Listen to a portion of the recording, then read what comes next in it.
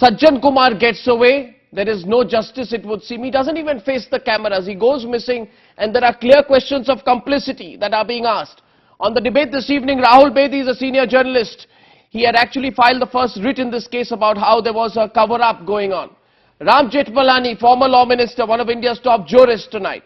H.S. Fulka, the lawyer for the 1985 NTC riot victims. Mark Tully, senior journalist who knows every aspect of this case since 1984 and after. And also with us tonight is Navneet Kaur, who's a 1984 NTC riot victim. Thank you very, very much, all of you, for joining us on the show this evening. May I begin by first asking you, Mr. Fulka, Sajjan Kumar just seemed to get away. I mean, our system, far from, punishing him, could not even arrest him for one night. He was not in jail for even 1 hour. Why?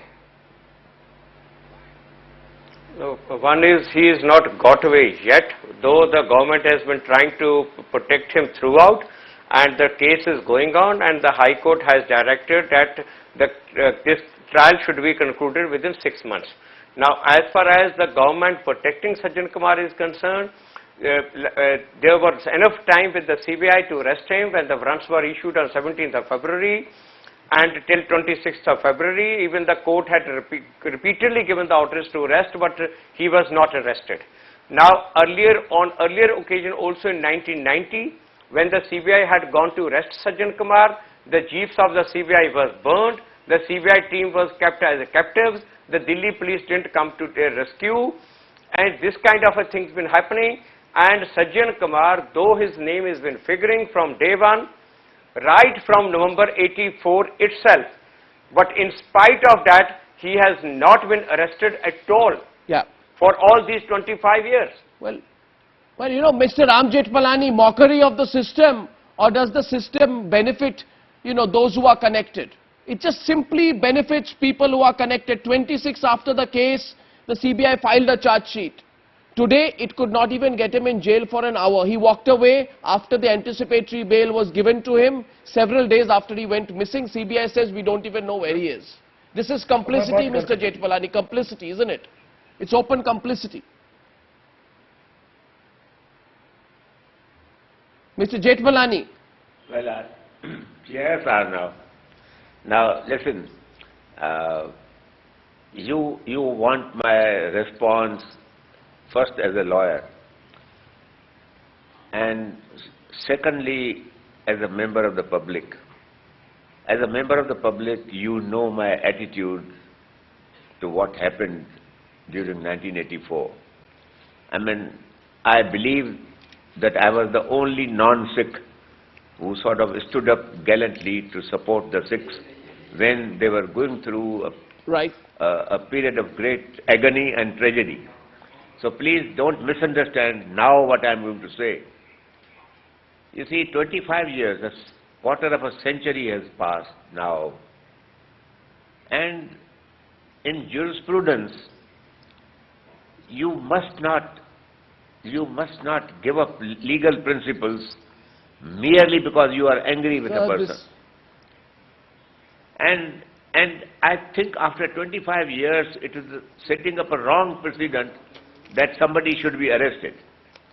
Don't arrest him, prosecute him, have him convicted, and give him the most condign, the most severe punishment that the law allows to be inflicted upon him. But the purpose of bail is that a man should not be able to tamper with witnesses. Sir, this is... And he should not be able to ultimately to abscond. Sir, you are giving me such a fine legal argument.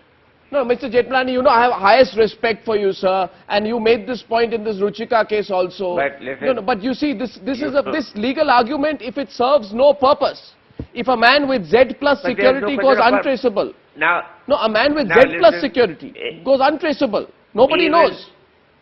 Nobody knows where a man with Z, only in India a man with Z plus security goes missing and then suddenly appears and gets bail. Frankly, Arnav, I would have been happy if the High Court had refused him bail. That's okay. But on the other hand, if a High Court has decided to give him anticipatory bail, I can't really find fault with it on any juristic grounds. That's the problem. Please distinguish between my moral anger against the man and against what has been done to the Sikh community in the 1984. Sir, that is the point. If there is I injustice... am aware of it. No, I agree with you. Let me get Rahul Bedi in. The argument being made by Mr. Jethmalani. Mr. Tully, I'm just coming to you. I'm going around in a circle. Mr. Rahul Bedi, the argument being made by Ram Jethmalani tonight, it's time bound. It's 26 years. Forget it, Mr. Jethmalani says. Accept the verdict and move on. Legally speaking. Not as a citizen. Yes, Mr. Bedi. That's right. I mean, frankly, I would have been happy if he had been refused bail. Okay. And at least the public anger, to some extent, would have been satisfied. Sir, it would have brought sir, some let's- solace to the Sikh community. But No, sir. please, give up these small advantages. See that the How is man it is a- convicted on good evidence. this is a man and who's- and give him the best punishment that you can give. What is the punishment he does? There is no punishment for a man like Sajjan Kumar. Rahul Bedi.